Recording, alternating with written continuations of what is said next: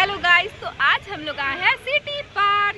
तो guys city park में लगा है मेला। वेट वो वाला मेला नहीं, एक्चुअली आज संडे है तो इस वजह से बहुत ज्यादा भीड़ लगी है, जैसा कि आप सब देख सकते हैं।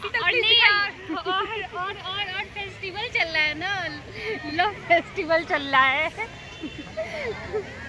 आज कौन सा डे है पता है ना? यस गाइस, तो आप संडे को बिल्कुल नहीं आए, क्योंकि संडे को बहुत ज़्यादा भीड़ मिलेगी फिर भी, लेकिन मज़ा बहुत आता है पार्क में।